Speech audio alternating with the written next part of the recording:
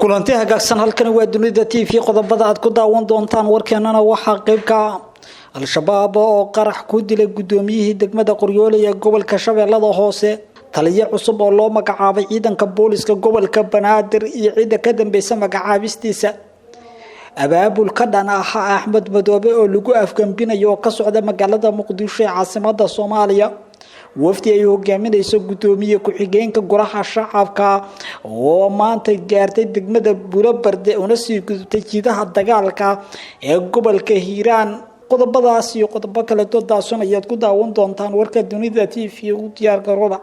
haddii ay tahay markii ugu horeysay soo booqato ama ogaana subscribe saarato YouTube-kan kana mid noqoto saaxiibada ku xiran mahadsanida Allah u naxariistay gudoomiyihii degmada Qoryoole ee gobolka Shabeellada Hoose ayaa qarax miino lagu dilay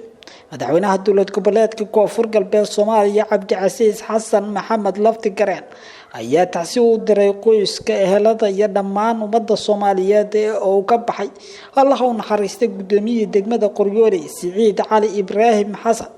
oo ku geeriyooday qaraxa lagu eegtay magaalada Qoryoole ee gobolka Shabeellada Hoose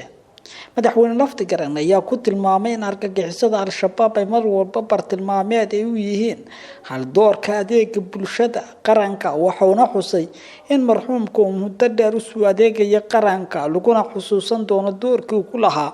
nabadeynta bulshada degmada Qoryoole iyo sida ay uga go'need u adeegitaanka bulshada qaraxan ayaa ka dhacay aaga buuntada magaalada Qoryoole ee gobolka Shabeellada Hoose waxaana la sheegay in halkaasi lagu beegsaday gudoomiyaha iyo mid ka mid ah ilaaladiisa oo qaraxaasi u geeriyooday ila wareegyo muhiim ah ayaa sheegay in kooxda al-shabaab oo falkaani ka dambeysay ay diyaarisay qorshaha dilka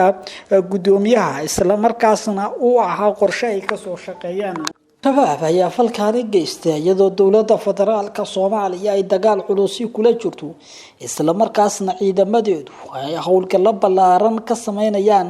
qaybo badan oo ka tirsan gudaha dalka waxaana jira sidoo kale kacdoon al-shabaab ay kala kulmayaan dadka Soomaaliyeed kuwaas oo u istaagay inay deegaanadooda ka xoreeyaan kooxda mas'uuliyiin iyo xildhibaano ka tirsan baarlamaanka Soomaaliya ayaa ka tacsiyeeyay geerida gudoomiyaha waxayna sheegeen in gudoomiyaha loo argudi doono oo falka lagu dilay uu ahaa mid halis ku ah nabadgelyada iyo in dadka deegaanku ay helaan xasilooni buuxda tilaabadan ayaa sidoo kale waxa ay ku soo aadeysaa iyadoo dadka deegaanka Qoryoole ee gobolka Shabeellada Hoose ay wadaan abaabula ka dhan ah kooxda al-shabaab taliyaha ciidanka booliska Soomaaliyeed General Cabdi Xasan Maxamed Xijaar ayaa maanta taliyaha qaybta guud ee booliska gobolka Banaadir waxa uu u magacaabay xil kadib wareegto ka soo baxday xafiiskiisa Xijaar ayaa xilkan u magacaabay gaashaanle sare Cabdi Cumar Muumin oo ku magac dheeraa Macalin Mahdi kaas oo ka soo shaqeynayay ciidanka nabad sugidda waxaana lagu bedelay booskii uu ka geeriyooday taliyihii horeetay ciidanka booliska General Farxaan Qaroole wareegtada ayaa lagu faray taliyaha cusub inuu guto waajibkiisa shaqo ee loo idmaday iyadoo sidoo kale lagu amray saraakiisha booliska inay la shaqeeyaan Muumin oo ka soo jeeda deegaanada Galmudug ayaa maalmihii dambe aad loo hadlayay waxaana xilkan uu taageero uga helay mas'uuliyiin kala duwan oo ka soo jeeda beesha Raaxo Salmaan ee kursigaana iyagu hore ugu fadhiyay sidoo kale gaashaanle Mahdi Cumar Muumin ayaa hore u soo ahaa taliyaha ciidanka nabad sugidda deegaanada Galmudug isagoo ka soo shaqeeyay magaalooyin ay ka mid tahay Dhuusamare Allah u naxariista Farxaan Qaroole oo ahaa sargaal dhalinyaro ah oo xilkan hayay ayaa geeriyooday dhawaan kadib markii qarax miino lagu eegtay deegaano ka tirsan gobolka Shabeellada Hoose magacaabista taliyahan ayaa ku soo aadeysa iyadoo dowladda federaalka Soomaaliya ay wali wax ka bedelo kuwa hanaanka maamula ee dowladda cusub isla markaasna la magacaabayo taliyaal iyo mas'uuliyiin kale kuwaas oo qayb ka noqonaya hanaanka amni ee dowladda iyo la dagaalanka kooxda ee dowladda Xasan Sheekh Maxamuud hogaamiyo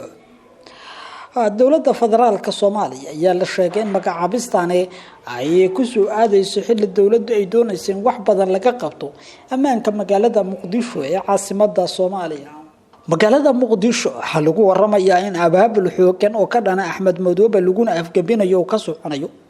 shirarka ayaa la sheegay inay ka soconayaan magaalooyinka Muqdisho iyo Nairobi isla markaasna lagu doonayo in laga dhameeyo sidii loo inqilaabi lahaa madaxweynaha Jubbaland Axmed Maxamed Islaan Axmed Madoobe. siyaasiyiin xildhibaano iyo mas'uuliyiin ka tirsan dowladda federaalka ayaa wada qorshahan oo ay ka bilaabi doonaan gobolka Gedo sida la sheegay. dad lagu kalsoon yahay ayaa sheegay in gulufkaani ugu daran yahay marka la xoreeyo gobolka Shabeellada waa gobolka Jubbada Dhexe oo in ka badan 10 sano ay kooxda al-shabaab ka talinayeen in halkaas lagu aasaaso maamul cusub. ciidamo badan ayaa la sheegay in la diyaarinayo kuwaas oo ka dhaqaaqi doona dhowr jiho oo awood iskugu geey doona sidii loo xoreyn lahaa dhulka ay shabaab ku haystaan gobolada Jubbooyinka. wasiirkii horeetay gaadiidka duulista hawada Maxamed Cabdullaahi Salaad Omar ayaa arbacadii hore la sheegay in uu doonayo inuu qayb ka noqdo hogaaminta gulufka dagaal ee kooxda lagula dagaalamayo ee laga bilaabayo gobolka Gedo. Omar ayaa ugu baaqay siyaasiyiinta dadka ka soo jeeda deegaanada Jubbaland inay ka qayb qaataan badbaadinta Jubbaland oo muddo 10 sano ah gacanta ku hayo Axmed Madoobe uuna ka talinayo iyadoo la sheegay inuu dhaafi waayay magaalooyinka Kismaayo iyo Afmadow. warar kale oo soo baxaya ayaa tilmaamaya in madaxweynaha cusub ee dalka Kenya William Ruto uu arrinta Jubbaland u xil saaray wasiirka gaashaandhigga Aadan Barre Ducaale oo la og yahay in Axmed Madoobe ay xurguf siyaasadeed u dhaxayso. Master Ducaale ayaa wada qorshe Jubbaland madaxweyne Axmed Madoobe meesha looga saarayo iyadoo Axmed Madoobe uu dhawaan qoyskiisa oo deganaan Nairobi oo u raray magaalada Dubai ee dalka isku taga Imaaraadka Carabta. siyaasiyiinta Soomaalida ayaa inta badan dana siyaasadeed oo gaar ah uga shaqeysta siyaasadda waxayna inta badan dagaalo iyo sidoo kale qorshayaal isku maleegaan xilliyada ay ku guda jiraan hawlaha shaqo iyo xilhaynta. lama oga sida arintani uu uga gudbi karo Axmed Maxamed Islaan Axmed Madoobe oo u muuqda inuu la kulmayo mowjado siyaasadeed oo ka imaanaya qaar ka mid ah saaxiibadiisa kuwaas oo soo dhaxmaraya dowladda dalka Kenya. qorshahan waxaa la sheegay in sidoo kale uu ammaanka deegaanada Jubbaland uu qalqal gelin karo. wararku waxay sheegayaan in xubno uu ka tirsan yahay Cabdullaahi Sheekh Ismaaciil Fartaag oo madaxweyne ku xigeen ka soo noqday Jubbaland inay qayb ka yihiin abaabulka ka soconaya Muqdisho iyo Nairobi. wafdi ballaaran oo ay hogaaminayso Sacdiya Samatar gudoomiye ku xigeenka koobaad ee golaha shacabka baarlamaanka Soomaaliya ayaa gaartay degmada Buulabarde ee gobolka Hiiraan. waxayna halkaas u tagtay dhiirigelinta ciidamada ee dagaalka kula jira kooxda al-shabaab. waftigeeda waxaa ku weelinaya xubno ka tirsan ururada haweenka iyo mas'uuliyiin kale oo ka mid yahay wasiirka batroolka.